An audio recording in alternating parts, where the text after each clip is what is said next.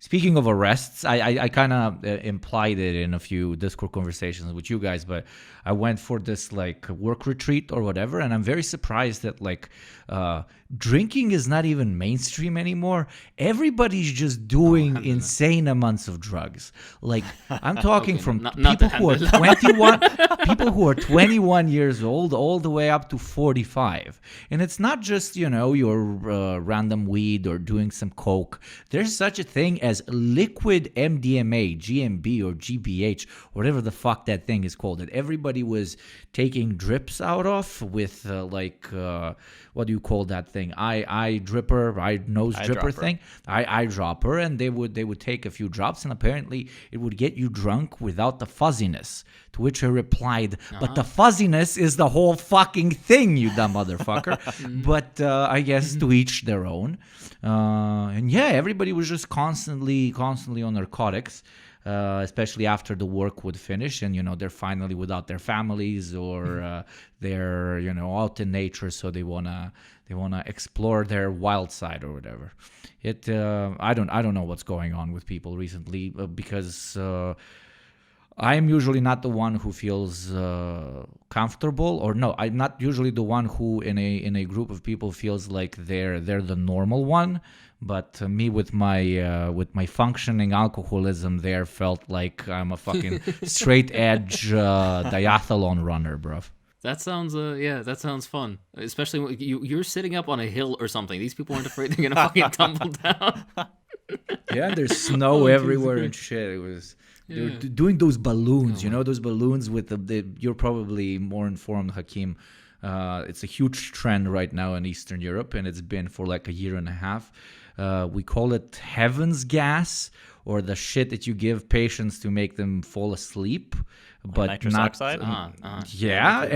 It's legal to be sold in these tiny little metal casings, and there's a device that people have that you put the metal casing into the device and you blow the nitrous or whatever it is in a balloon, and then the people literally suck it out of the balloon, and it gives them like a 15-second high. And if you go into a club, it's a very weird sort of cyberpunkish aesthetic where lights are blaring and people are dancing, and then like a bunch of people are sitting in a corner just sucking on literal plastic balloons, which is completely legal. Just wanted to share a cultural curiosity with you guys. That's interesting. That's very interesting. Dr. Hakeem, what's your professional opinion of this phenomenon? Oh yeah, it's I'm sure it's gonna be completely healthy. There's gonna be no no kidney or liver side effects, and for sure no brain damage from that. But yeah, it just looks like it will do so much brain damage. Like I don't know. Yeah, please. Yeah, nitrous oxide. Yeah, they intake pure nitrous oxide. I just googled it. Yes, it's nitrous oxide. Yeah, for fun. And some do like 10 of them. Like what the fuck? Yes. By the way, the nitrous oxide. I mean, yeah, like it's used worldwide, but for some reason it's used a lot more often in the US. I believe they even use it for dentistry. Like oh yeah, I've had it. They I had which is very strange because a root canal, and they put me on that, and it was weird.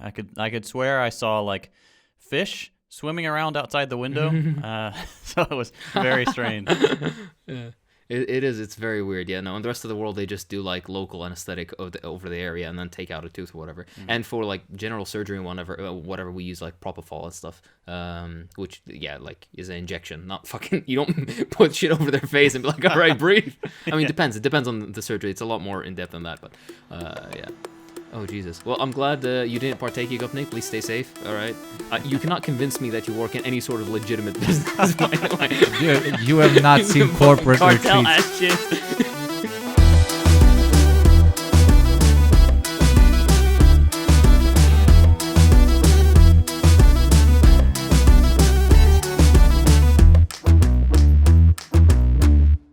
Hello. Blah, blah, blah, blah, blah. Okay.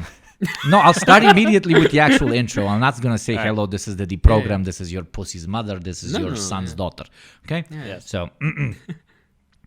You said it, you did Serbian Ma ne seri me pička ti materina, ti jebe mater, ajde, kurva gadna.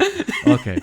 Immigration is an issue discussed on the daily in all of mainstream politics and media. From "they stole our jibs" in South Park to insane right-wing politicians circle-jerking each other by blaming absolutely everything on the local immigrant or refugee population. The conversation is almost never led or even attended by anyone who's a refugee themselves. They're a voiceless mass traded by politicians, states, and big capital as pawns in the eternal game of capitalist geopolitics. The perspective is almost always one from the country accepting said refugees and their place in their potential new home. What's never discussed, though, is what causes man-made migration patterns, what it does to the countries these people leave, and in general, why someone chooses to migrate in the first place. Hopefully you learned something new today about an issue which is far too complicated for a liberal black and white moral compass. So I guess we can start off with a definition of what the hell that shit even means. Hakeem, please do the honors. Man, I love it when you talk theory to me. This was just a fucking random fucking CNN intro, but yeah. I like you too. I have to prepare. God.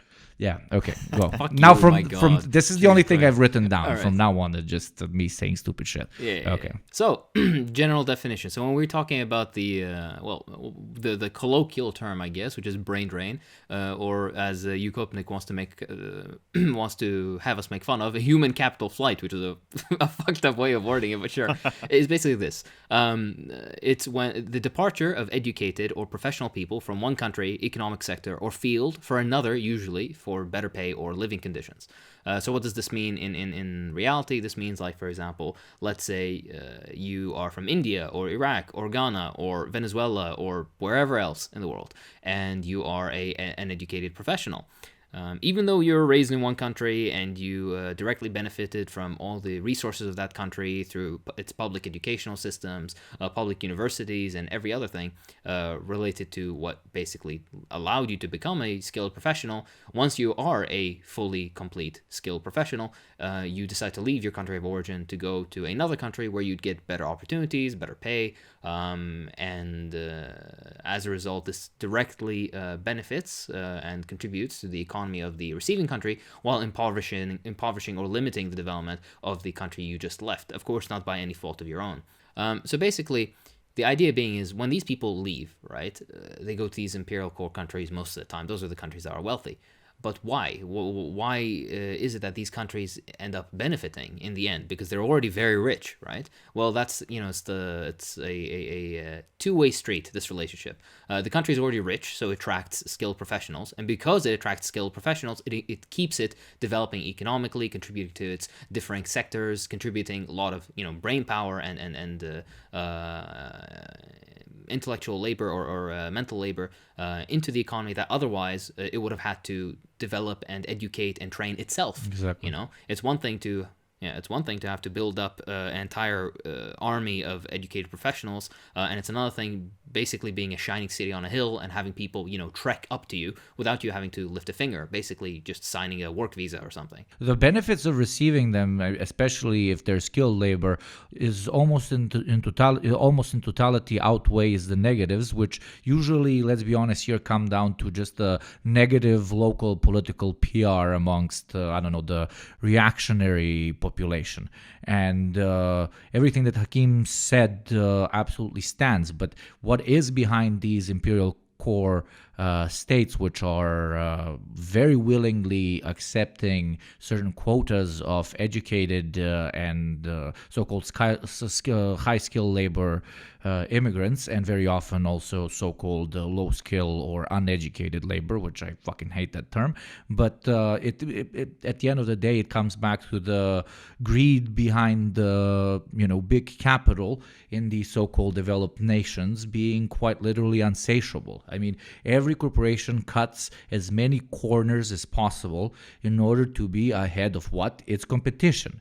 And when labor is almost unilaterally always the top cost incurred, or at the very least in the top 3, they have no loyalty to any ethnicity or nation and will, without a blink of an eye, rather use any alternative labor pool as long as it's what? As long as it's cheaper. So this constantly gaping hairy hole of greed swallows millions of migrants weekly who pursue what they think is opportunity, but what ends up being, very often not much more than a modern sweatshop, from when it comes to low-skilled labor, from restaurant kitchens to hotels, construction sites. The low-skilled immigrant laborer is pretty much an irreplaceable tool. And when we accept that, which most people in the West have accepted, and we can hear it all the time being talked, being spewed by liberals who are pro-immigration, not because they think, okay, these people are just like us and they deserve a better life, etc., but because, as we've heard it many times, is, who's going to be washing your clothes, who's going to be ironing your shirts, who's going to be cooking your steaks, right?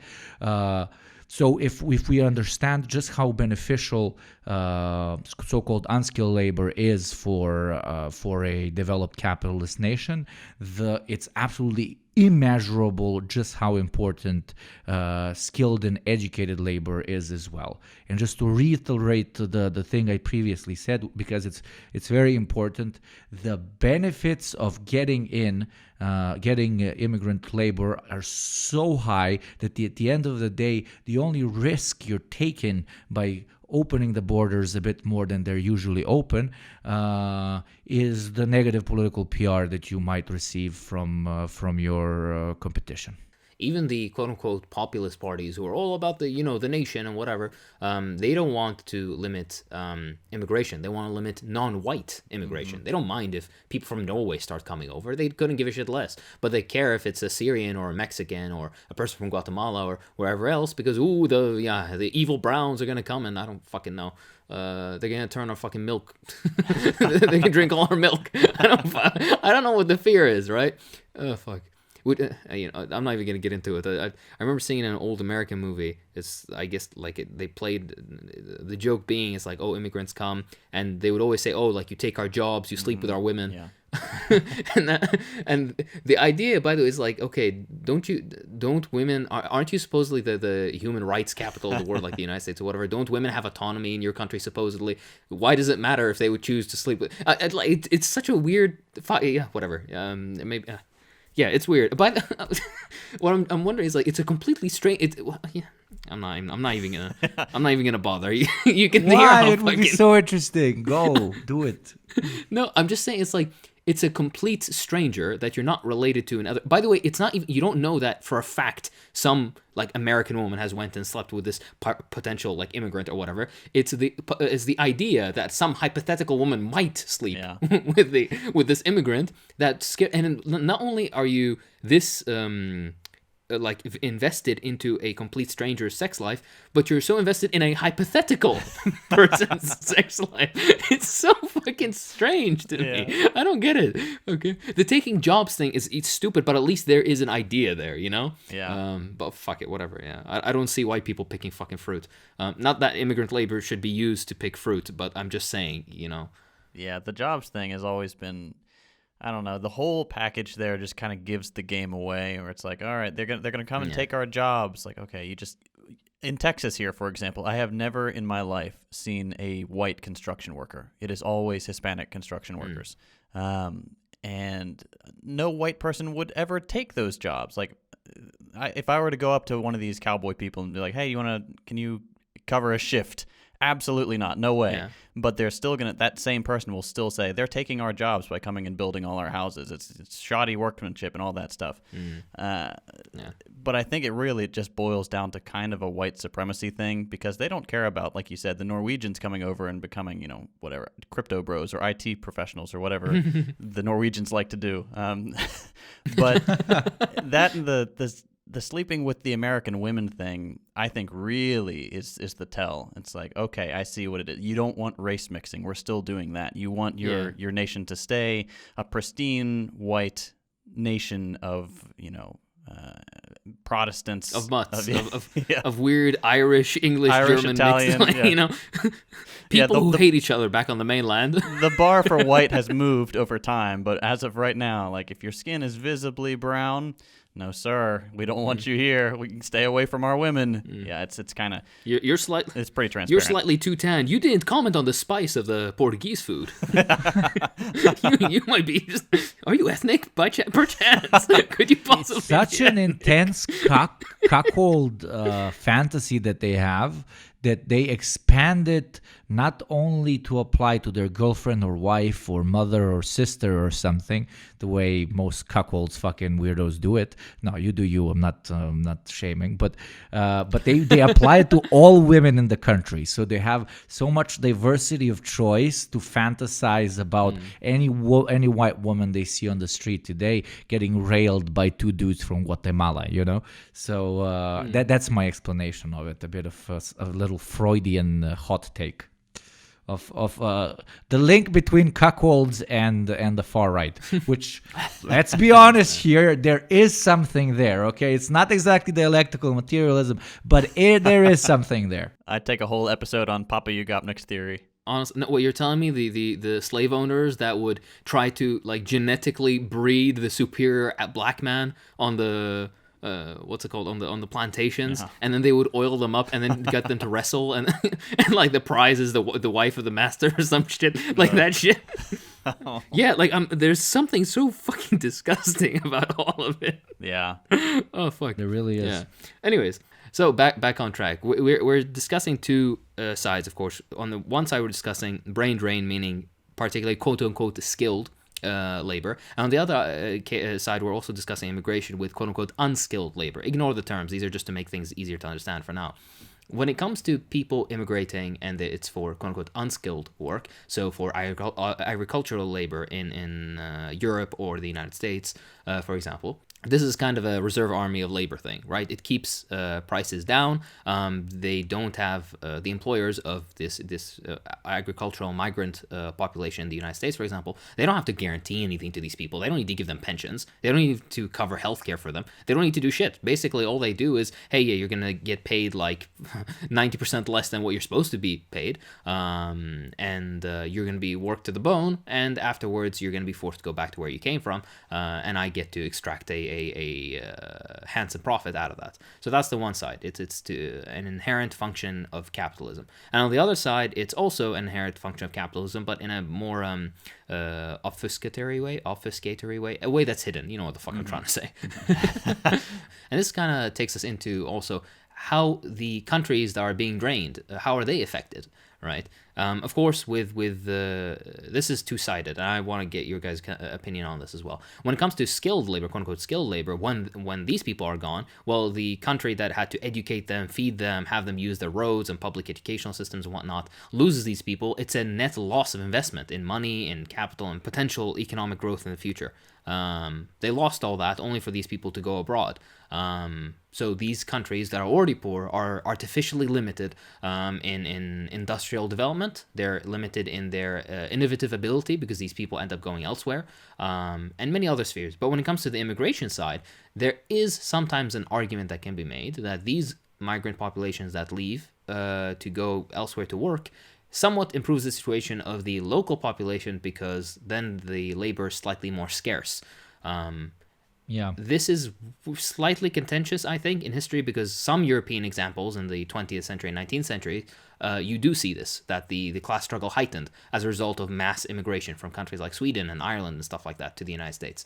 But on the other hand, we don't see this right now in places like Mexico or the Philippines. Maybe the Philippines is arguable, but what do you guys have to say about that? I agree that there are maybe two coins to the side, but one is far heavier than the other one. I mean, in Eastern Europe, you can see a situation, especially in countries that joined the EU in the last 15, 20 years, which for the audience that doesn't know, gives you an EU passport, which allows you to live and work basically anywhere on the territory of the European Union.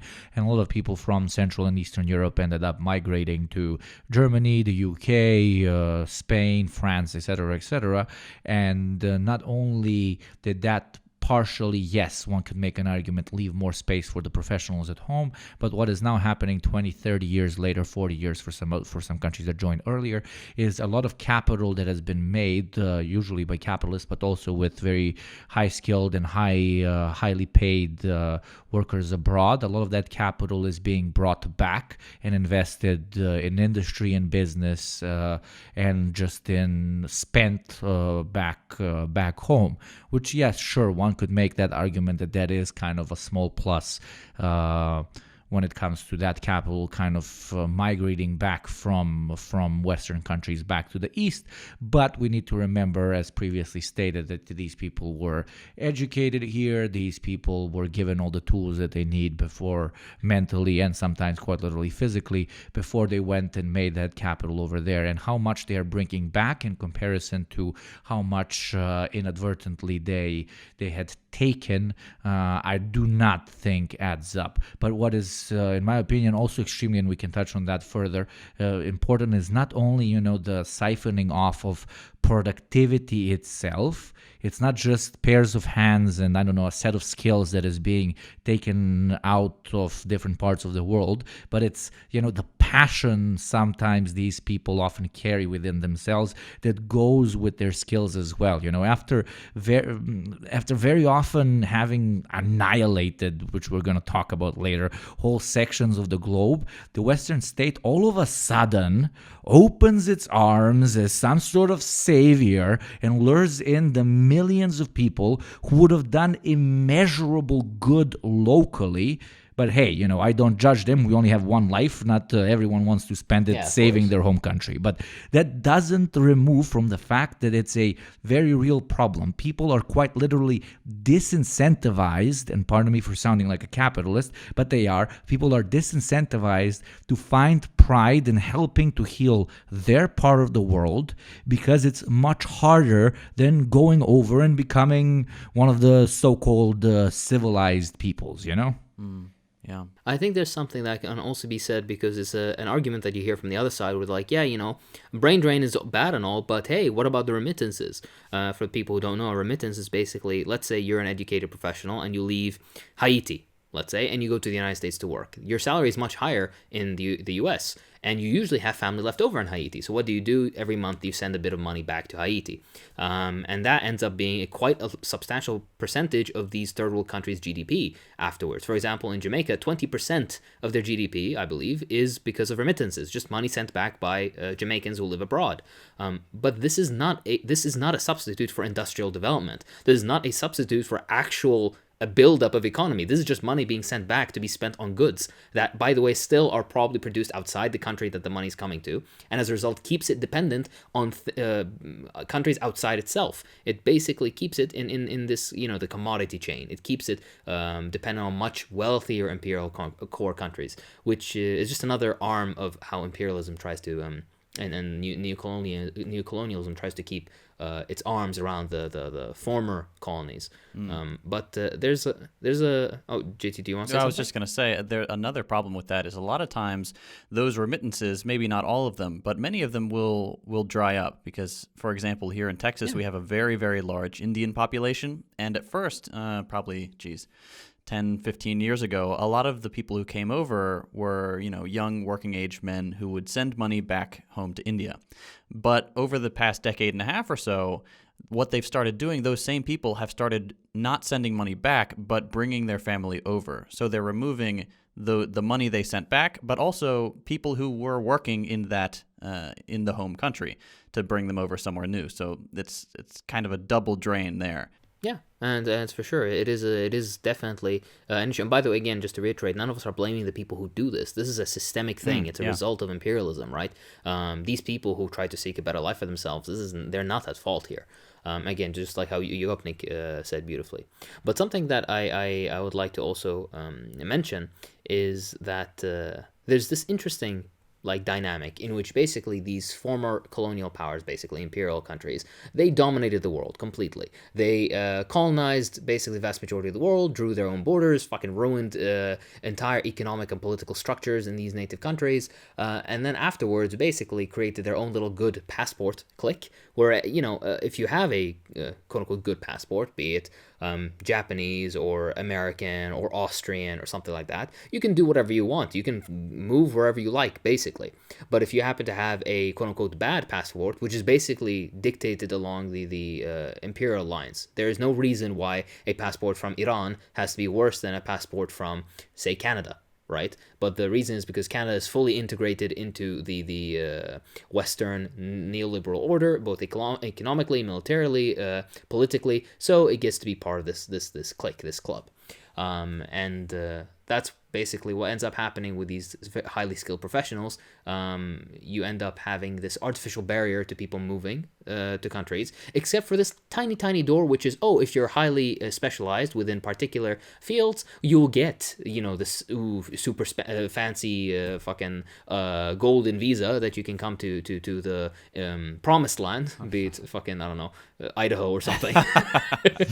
Yeah, Wisconsin. To be Wisconsin. Exactly, Wisconsin. Yeah, so I thought we've been too hard on our boy in Wisconsin. So Now it's going to turn out our boy from Wisconsin was originally born in Rio de Janeiro. That's why he's so cool.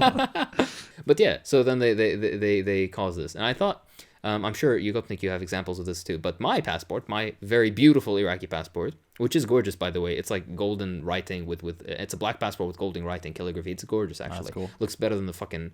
Sorry to say, the American passport looks like shit.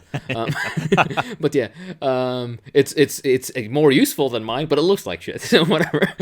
But yeah, I'm not allowed to go to, for example, Taiwan. Like, at all. Not even like as a tourist, nothing. I am absolutely barred 100% of the time. The only exception is for if I am part of a diplomatic UN mission, or I'm a diplomat related to the Iraqi government. That's the only time, and I have to be pre-approved to be able to enter Taiwan. I have to make the joke. Just I'm because sorry. I'm Iraqi. Sorry, I have to make a joke. But can you go to China? I think yes, actually. Well, then you can go to Taiwan. Taiwan. I mean, you're right. You are right. I don't know. I don't know anything about this. Don't fucking shoot me, Taiwanese listener, please. Okay. But yeah. And by the way, this is a thing. This is for many countries. This is the case for me. Meanwhile, our buddy over here, JT, he can basically rub his balls all over Taiwan if he wants to. You're goddamn right. Nobody will say anything. I can't go to the DPRK though. That's one place I can't go. Okay, fair enough. The only base place I can go to. Fine. Wait, are you still limited? Are you still limited on Cuba or? No, I think we're fine on Cuba. We can't. Americans can't live there. They can't buy land in Cuba. Or if they, I think they can get an extended visa or something like that. But they cannot move there permanently. I know Balkan Slavs who live there permanently. So I guess it's a U.S. thing. Because I know Balkan people who lived 3. Did they marry locals? Years. 2 of them, yeah. One went there as a couple. That's cool. Yeah, I guess. But on the passport topic, I have combined with the being cucked thing. Like back in Yugoslavia, the Yugoslav passport could take you to Moscow and New York, and to Ghana and to Australia. Literally a passport that could take you absolutely everywhere because the country during the Cold War created a pact of the blah, blah, blah. I'm not going to bore you with this. But basically, we went from a passport that allowed you to go absolutely everywhere to a situation in which, the countries that joined the EU now do have a passport that's pretty decent, not even close to the one from back in Yugoslavia. But the other countries, like, I don't know, Macedonia, dude, you cannot go fuck all anywhere. So imagine the same generation of somebody who was 35 when Yugoslavia fell apart, and he loved going skiing in Austria and going on safari in Central Africa, and then boom shakalaka, your passport can't take you 20 miles north. How cocked they probably felt, But c'est la vie. We wanted our own little the Bosnian border is closed. Ooh, so proud. I'm so Croatian. I'm so Serbian. Ooh, I'm so fucking Bosnian. Ooh, beautiful fucking banana republics. Yes, sorry. Got very angry. Are you dare you insult glorious Bosnia? No. You know, I remind you that Mujahideen, Mujahideen, Turski, Artilleria. Artilleria. We're gonna release fucking love a it. cover album starring Hakeem and Ugopnik for sale on our merch store. 100% down. At 1,000 patrons, Ugopnik and I will do duets. Oh boy! Fucking war songs. Oh my god! Coming in 2 weeks. Unironically, no, but we will force JT to join. Like, no fucking way. Yeah, for sure. We'll His do karaoke. It'll be a accent in fucking great time. Serbo-Croatian is going to be phenomenal. Anyways, let's move on. There is a very interesting point that I think Ugopnik want to touch on, which is the difference between migrants and refugees, exactly. Generally, the difference is when somebody migrates, they would tend to migrate because economic opportunities. They want better jobs, they want higher pay, they might want better schooling opportunities for themselves or their kids, etc., etc. Usually economic motives. But refugees, of course, are people who are forced to flee their country because of instability, because of war, because of a need to seek asylum. And usually not hilariously, but interestingly, both of these are a result of imperialism, of course. Being a refugee is much more direct in that way. For example, Syria has lost, I think, a fourth of its population as a result of the Western-backed and instigated problems that started in Syria. Of course, they had local situations that caused that, blah, blah, but you can't deny the fact that the West really did kind of, particularly the United States and its allies, really did stoke the fires of that conflict. Same with Libya, for example. And that resulted in an untold, not only loss of life, but also migration of people. That's refugees. But when it comes to migrants, these are people whose countries have been systematically impoverished by imperialism, either through unequal exchange, either through private ownership of their industry and private resources, public resources, by Western corporations, or by direct puppet governments that basically just funnel all the wealth that's produced in the country to imperial core countries. An example of that would be Cuba under Batista. Especially with their sugar industry, but everything else as well within that country at the time. From the perspective of the country where the immigrants or refugees are coming to, what I would argue the main difference between a refugee and an immigrant is that the immigrant you can spin, you can sell to your local population as really needing them when you say, okay, they're skilled in this, or they're coming here legally, quote unquote, etc., whatever. Juicy means. Labor. Exactly. While the refugee, you have no way to actually sell except the way, for example, the Germans do it. We're accepting them because we're a great, kind, open nation that has learned from its mistakes 80 years ago. Ignore our NATO bombings. Ignore our NATO bombings last week. Truth be told, they kind of didn't. If there's one EU state that kind of stays on the back with the whole military section, it's them. But I still am afraid of patting a German on the back for not doing a lot of military stuff, because I'll pat them on the back in 7,000 years up or down for that little World War II thing. So that's when we can talk about Germans not being aggressive. Much love to our German listeners. I'm fucking around. If you're listening to this, you're basically a fucking Eastern European. I know your grandpas, at least from the DDR, that's for sure. But okay, all that shit aside, is yes, basically what I wanted to say is the immigrant you can sell to your local population. The refugees you do not. But both big capital and the state knows, and not just knows ideologically, but knows as a fact that they need a constant influx of people. Otherwise, the economy, which is already on very shaky legs, starts getting even shakier.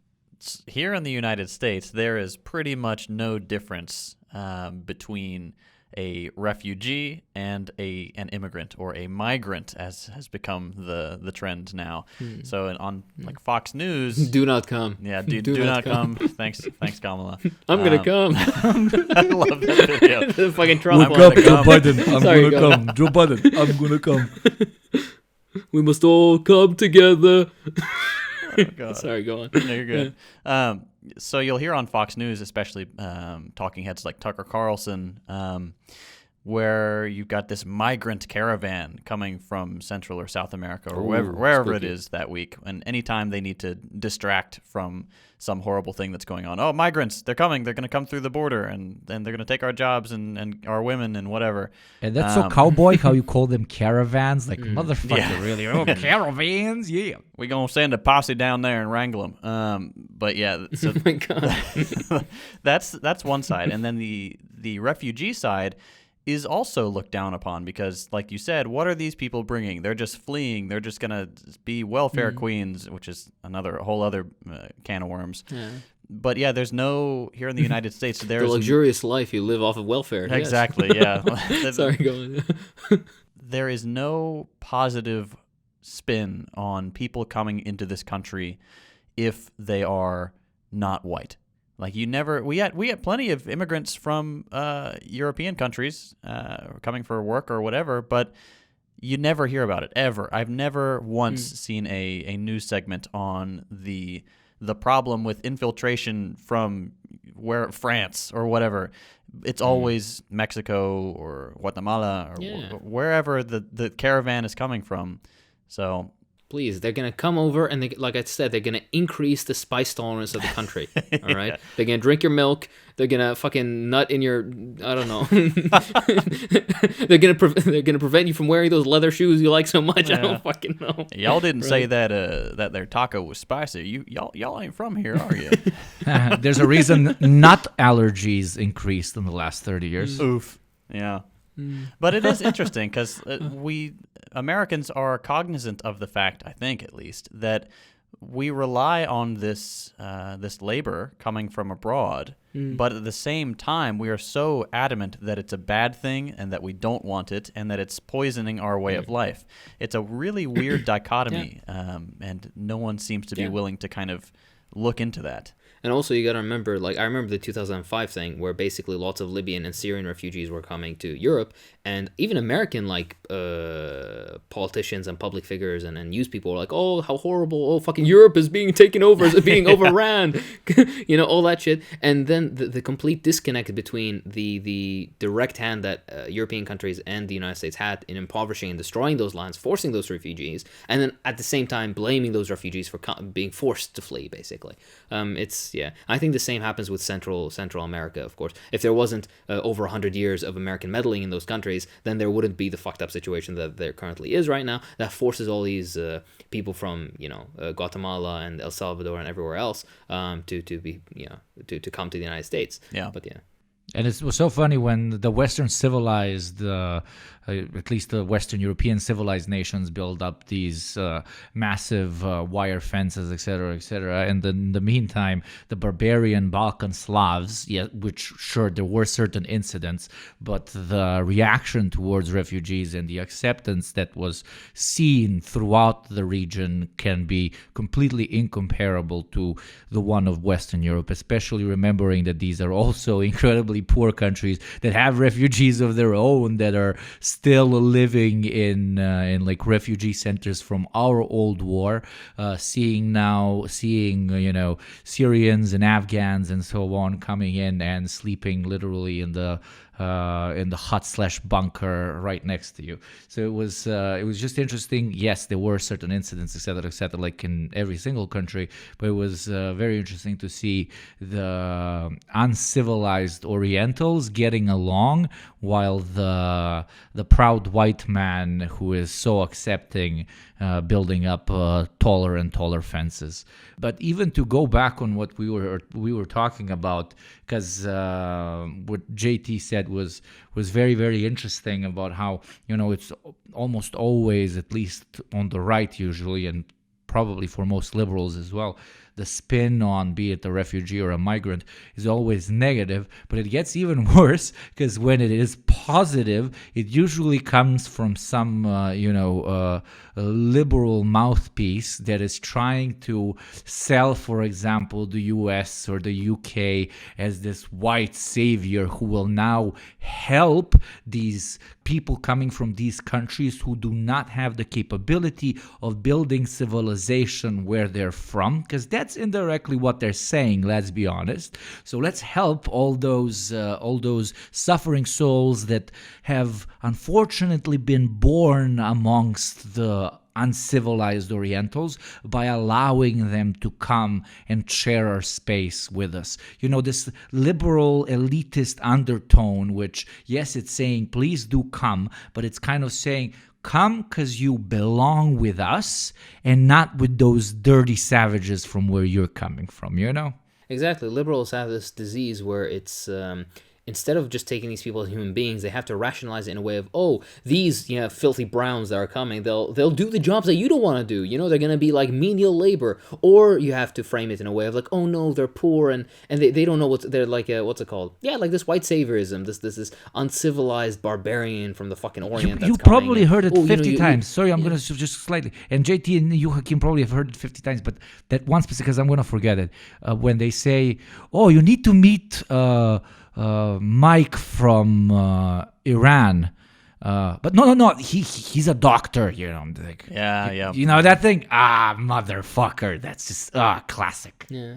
You know, he's not just a fucking Iranian. You know, he's a doctor. Yeah. The way the liberals typically sell it is they're like, immigration, like immigrants are our strength. Immigrants built this country. It's like, yeah, that's a weird way to say that, like, we need them to build our stuff. Like, who else is going to build our houses and bridges and things, and railroads, for example, if not these people? So it's weird that they try to maintain this moral high ground by accepting people from elsewhere while still selling it in a very capitalist sense of, hey, this is a source of untapped labor that's going to be less expensive than doing it ourselves. You know, when we were reading for this episode, I came across this fucking thing, this research where it's like, people like who immigrate and then return to their countries of origin, basically, they tend to bring Western liberal democratic values back with them to their fucking home country. They're like, oh yeah, only the best values, of course. The values that tell you bomb a country and then put up a wall to prevent the fucking the fallout of fucking refugee misery from coming into, like, yeah. And it was, you know, so many Peters that call themselves Peter now. They call me Peter. I'm not Peter. Fucking cocked don't bitch. even get me started. Don't get me started on any guy who's named Muhammad and he goes, or Muhammad in Iraqi Arabic, who's named Muhammad, and then he goes to the US and he's like, oh, call me Mo. I'm like, fuck you. Fuck. I'm vibrating. God, Jesus. I'm vibrating right now. How do you like the taste of fucking of American boot? You fucking no. It's so irritating. Like, it's like you know, I don't even know what an example. You know when they refuse to speak their language, they only speak in English with you. Yeah. Like, it's fuck yes. Oh fuck me. Those people, beyond irredeemable. Not only beyond cucked, absolutely irredeemable. Yeah. I'm sorry, you're a lumpen to me forever, no matter how many jobs you have. It's when I went to college, I went to a school where there were a lot of very wealthy Chinese exchange students, and every single one of them had to change their name to accommodate American pronunciation. And it was really funny. Like, a lot of them would pick very old people names like Mildred. I don't know why. And there was one dude who I think he was going for Roger, but he spelled it Rager. So we had this exchange student called Rager just walking around campus. I loved it. It was great. Absolutely. I mean, it's different when they're changing their name in order to accommodate the local culture, etc., etc. In certain cultures, you could even call it polite or whatever. In others, you can call it just plain old insecurity. And third ones, you can call it, lower sense of self. But when they go, the fucked up thing is when they go back to their own country, either to visit or to reintegrate or whatever, and they keep referring to themselves as fucking Rager, and I'm like, ooh, what? Why are you calling yourself Rager, motherfucker? Yeah. It's like, I am Rager. This is who I am now. This is my new identity. I buy my rakia from your grandpa. What the fuck is Rager? Honestly, it was like, dude, fucking hell. You used to fucking chop chickens' heads off in your fucking grandma's village. What the fuck are you talking about, Peter? Fucking. I'm not Ivan. I am Ivan. No, he's not Ivan. He's Todd. Tim. Bob. Actually, nobody's Bob. Nobody like. You're given the name Bob by your parents. Nobody names themselves Bob. I know a guy whose name was actually I'm not even gonna say his name, but who had a very Arab sounding name, and then he went abroad and studied and came back, and his name was Bob. Oh my God! You debunked my theory immediately. Oh man! I'm so sorry. Out of all the names. Habibi, do you know what's so fucking funny? It's because you look at his fucking his diploma from the university they graduated from, and it's like his name and then his middle name, because he like didn't do it right, I guess. So his middle name on the diploma is Bob. Oh my God! It looks so stupid. It's like Arabic name Bob, Arabic name. It looks fucking stupid. So What is the most stereotypical American name that comes to you guys? I'm curious. Cletus. That's funny. Billy, to me it's Billy. Billy. Hey, Billy. Clyde. Clyde is a Billy and Clyde fucking each other's mothers. Before the Chad meme, Chad unironically was a name that was like, what is that? True. Chad, yeah. Okay, do you know one fucking name that irritates? The name Hunter. When you name That's your so fucking funny. kid Hunter. One of my best college friends is named Hunter. Fuck, and it's always like a pudgy guy, you know. He's he's in IT, and his name is fucking Hunter. What are you hunting? Crypto? Fuck you. What are you hunting?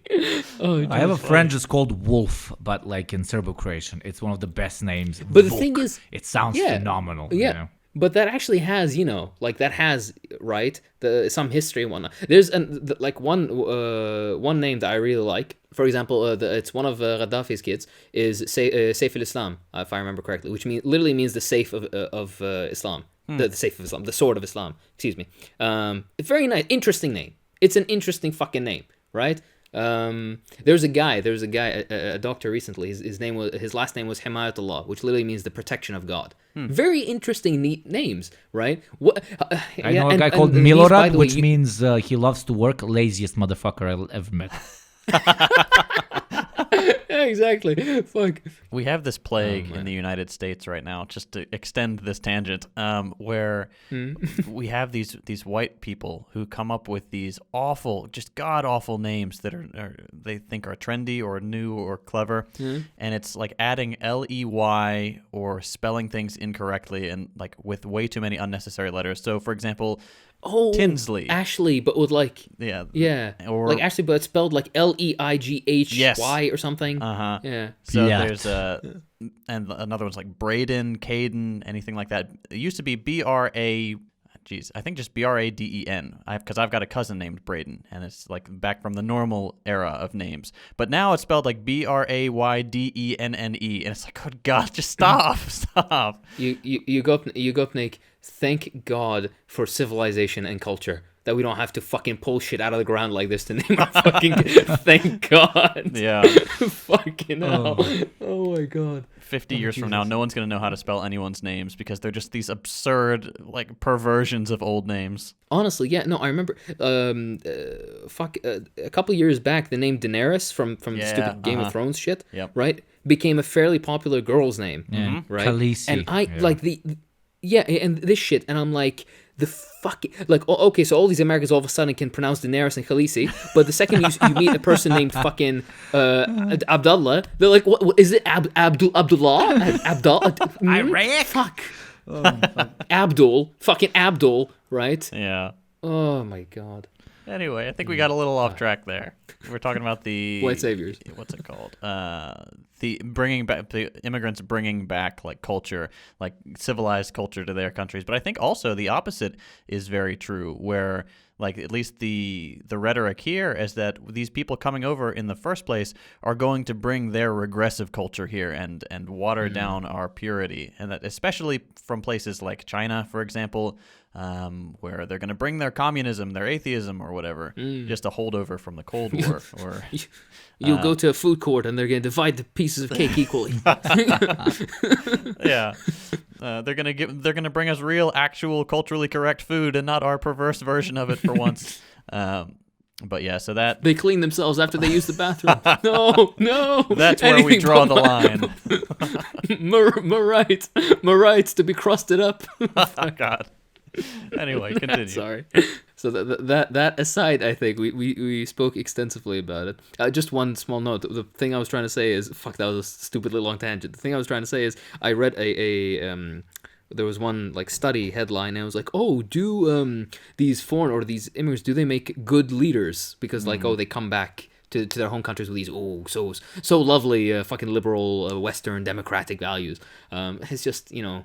Like, and by the way, you really read between the lines. What they mean by good leaders is one that will toe the line of Western capital, neoliberalism, will fucking privatize everything. So stupid, right?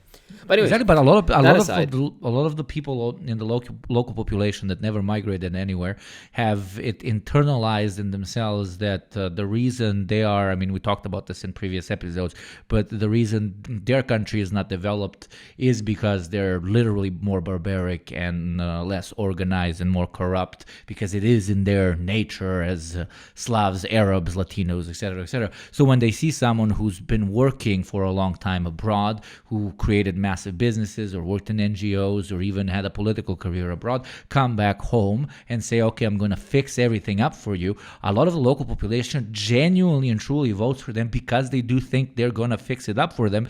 Why? Again, because they have it internalized in them that civilization needs to be brought over from abroad because here it didn't take root, so we need to take the seeds from over there and replant them, even though in most cases there were plenty of seeds and plenty of big plants of civilization, but somebody needed to cut them, to turn them into oil, and to export them somewhere else, if you get my fucking metaphor.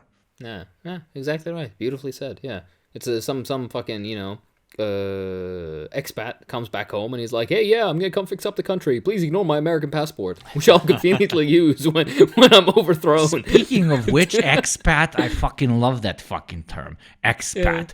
Yeah. I'm an immigrant. I don't know if anybody from the viewership knows, but I also still live in southeastern Europe, in a Slavic country, majority Slavic country, but I have migrated here, right? And because I'm pale looking and whatever, whenever usually Western immigrants talk to me here, they always refer to me and themselves as expats. But when we pass certain parts of town where there's refugees, you know, rough sleeping in tents, etc., etc., guess what fucking term they use to refer to them when they're like, oh, be careful, stand on the side, you know, these, they don't say, oh, this expat's gonna stab you. That's for sure. Yeah. Yeah, no, you know, actually, as an interesting side note, by the way, yeah, so like, yeah, Yupnik is an expat, but if I were to come to his country, I would be a, you know, filthy brown immigrant, yeah, blah blah. But about the sand N-word topic, I was called that by an American soldier. Good class. No, but that's next level racism. That's like, you know, you gotta know the lore of racism to call people, you know, sand N-word, snow N-word, jungle N-word. It's like, that's like top level racist. It's a rite of passage. Like, that's like, you know, in Call of Duty when you reach level 55 and then you can redo the levels from the beginning, like be premium. That's like a premium racist. Wow. It's like, yeah, it's a rite of passage. Okay. Have you really been occupied by the U.S.? If some white guy from Wisconsin, of course, doesn't call in your own country, doesn't call you a sand N-word, or whatever variation thereof, you guys tend to be fairly creative and somehow very uncreative at the same time. It's our like it's always export. Jungle, sand, dune, curry, rice, we picked our favorite one and then just started adding qualifiers to it. It's very easy that way. It makes it very efficient to be horrible to the rest of the world. Yeah. Actually, you know something? One aspect I hate of, like, there's many, as you could tell, there's many aspects of the United States and its culture that I dislike, but one aspect that I've never really understood is when the American military goes somewhere it's unwanted, which is everywhere, they'll have some chosen word, that randomly chosen, that will be used to refer to the local population. It's always derogatory. For example, like, I believe in Vietnam, they would call them just a Viet Cong, which I believe is a racist slur. Because it was the Viet Minh is the actual army, and Cong is supposed to be is some racist term for Asian, right? It's like the G1 and the other ones, right? So that was the Vietnamese example as an example. In Iraq, they would say Haji, right? Yeah. Now, for those who are unaware, Yeah, for those who are unaware, one of the 5 pillars of Islam is to go and visit Mecca, to go on pilgrimage, and that is called Hajj. And whenever a person does that, you refer to them as a Hajji. A man is a Hajji or a woman is a Hajji if they go to Hajj, if they do the pilgrimage, right? So it's actually a term of endearment, and even sometimes whenever you just have a really old person, even if they didn't do the pilgrimage, you call them Hajji or Hajji. It's completely normal. And it's an endearing term.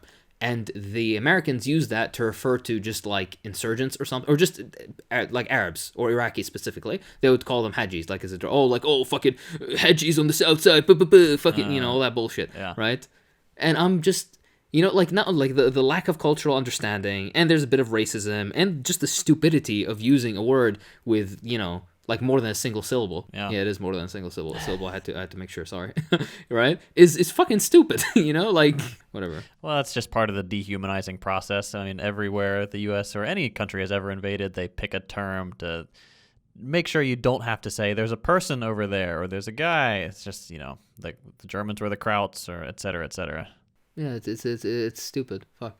At least, one thing that you can give in previous wars, at least, or the European ones, I think it was very much less so with the racism, I guess. I mean, like, the Germans would call the Russians Ivans, which is okay. Like, it's not that bad. It's just a name, right? It's okay, I guess, right? I think the Soviets will only say the Germans. They had another word for it, but it's not coming to mind now. But otherwise, they'd say Niemcy, I believe. No, we call the Germans cockroaches, roaches, because there would be so many of them.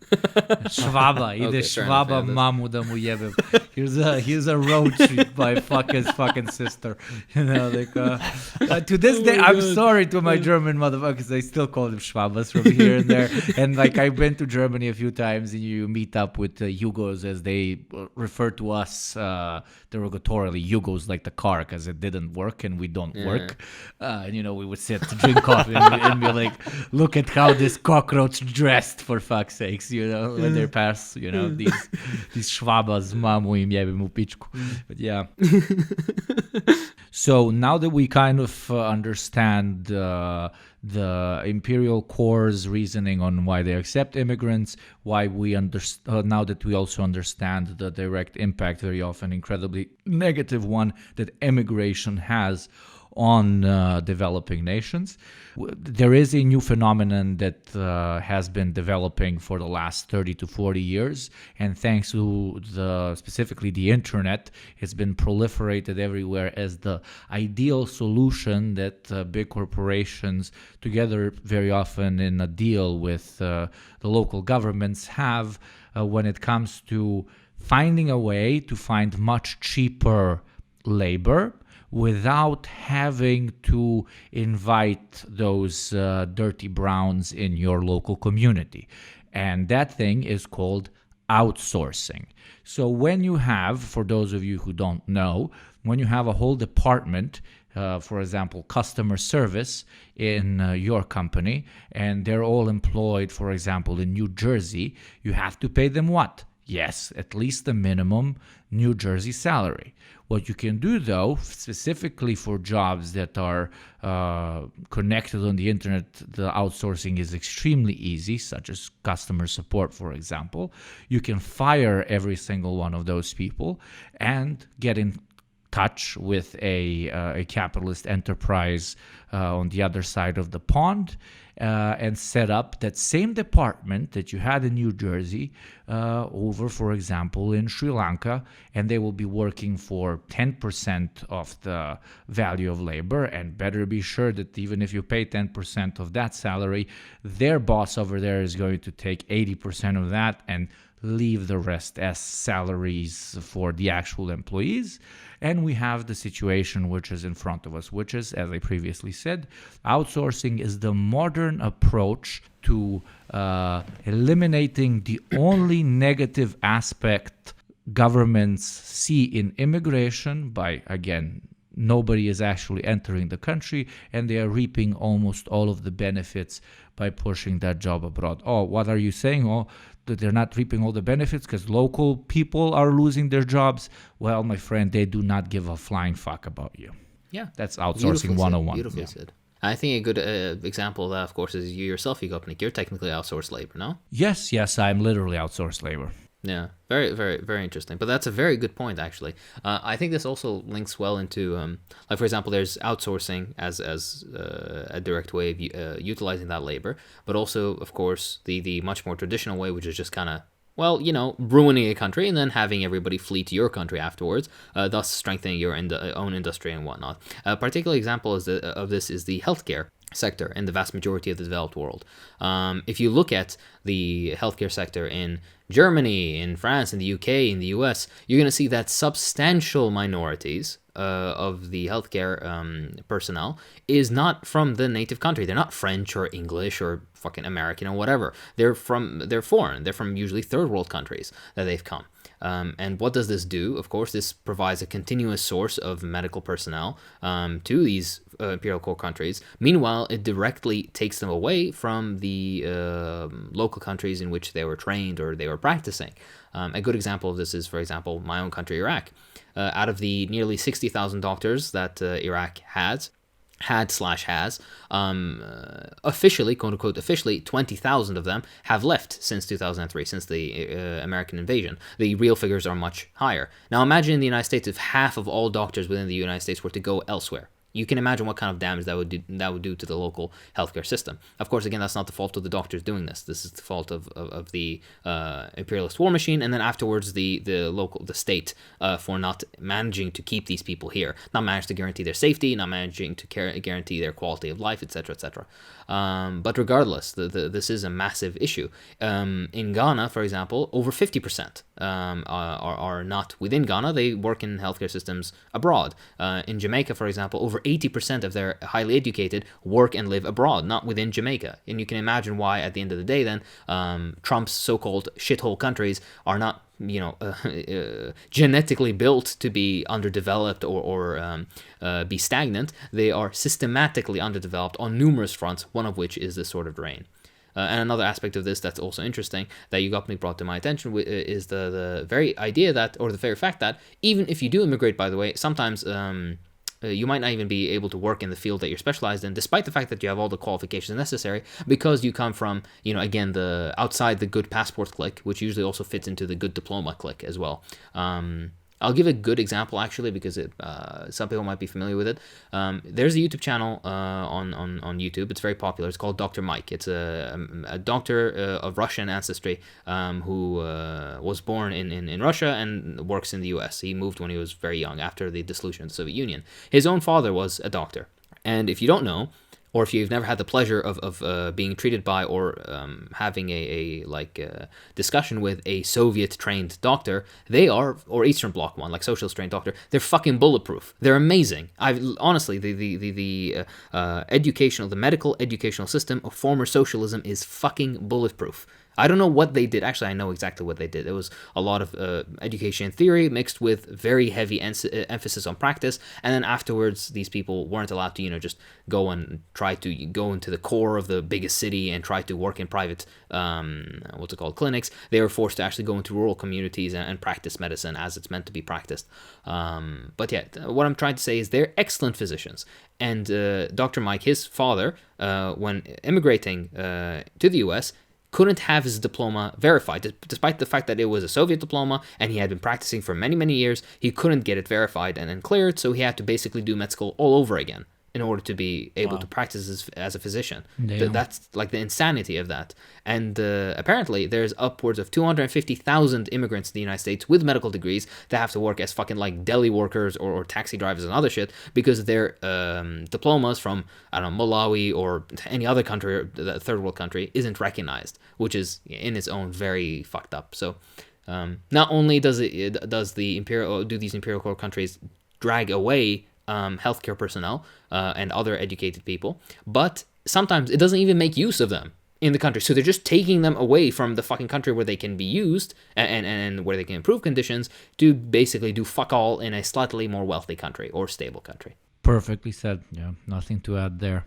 And with that said, I think we can get to like some minor points. I don't want to or we don't really want to build up on them too much because it would be too long, but just to like mention them. One aspect, of course, is the declining population in imperial core countries because of aging and reduced birth rates. So capitalism requires a workforce, so it tries or decides to import a workforce. So that's why, for example, this so well-hearted and good-natured Europeans accepting all these refugees, they're not doing it out of the kindness of their own hearts. They needed to directly subsidize and support their local economies. If I recall correctly, Germany needs upwards of 100,000 immigrants each year in order to maintain its current rate of economic growth. This is not something that's happening because they're so loving and humanitarian. That's the first one. Second one, of course, is even within quote unquote prosperous countries, the drain happens from the slightly less prosperous to the slightly more prosperous. For example, the tertiary areas, the periphery of Europe, Romania, Greece, Italy, Portugal, many skilled professionals end up leaving these to go to Germany, France, the UK, the Netherlands, Austria, and within these, even within Europe, it causes like this massive depolarization. I've been looking at too much at ECGs. Fuck, that's not the right word. Fuck, it's not. Polarization, I guess, is can be accurate. For example, Portugal has lost, I think, around 20% of its skilled population, highly educated population, to immigration inside Europe. Which you can imagine can greatly impact an already somewhat poor country. And finally, the last point is the systemic depopulation of post-Soviet countries. If you don't know, after the Soviet collapse or illegal dissolution, better said, and the dissolution of socialism across the Eastern Bloc, all these countries, their birth rates plummeted because the living situation became absolute garbage. Add on top of that the immigration of young people to the more wealthy European countries, like for example from Poland and Lithuania to the UK, and you end up with a massive nosedive of these populations. Ukraine, Poland, and Lithuania specifically are ones where you can see a very noticeable decline in the population curve, to the point that it's essentially being depopulated, right? It's like greater than wartime losses. Much greater. Incredibly intensively depopulated, yes, with estimates of like in the next 100 years the population being half of what it is now. Wow. Yeah. Exactly, which is insane to think about, and the long-term cultural, political, economic, and social consequences of these actions are gonna, result in interesting changes, maybe for the better or for the worse. These are just points to mention. They're loosely related to brain drain, loosely related to immigration, but I just want to mention them. And finally, just to reiterate, it's not the migrants' fault, of course. Like I said, it's the fault of systemic systems. Systemic or institutionalized imperialism, neocolonialism, development and immiseration of third world countries, mixed with a practical need of these poor people to require, or people from third world countries to seek better lives for themselves. So it's not to blame the migrants or immigrants themselves. It's more to blame the system. And I think with that, we can wrap up. I'm sorry for the fucking boring end right there, but I just want to. It was great. No, it's good information. It was very good. Okay. Yeah, well, thank you. To round it off, pee pee poo poo. All right. Yeah, that's true. Exactly. Don't forget that we're coming, Bucko. We're coming for your women, all right, and your men. Don't forget. And your femboys expats. are not. I'm especially are not gonna safe. fuck the expats. If you're an expat, I will fuck you. Okay. I'm gonna go up to your baby boy, fucking Hunter. All right. I'm gonna tell him to put on the maid outfit. Oh God. All right, and he will enjoy my seed. Sorry. Y'all gonna have to get past me first. I tell you what. So, yeah. Okay, thank you for listening. This has been the Deprogram. I am Yugopnik. I'm JT. And I'm Hakeem. Don't forget to cuck the rednecks. Bye. Bye.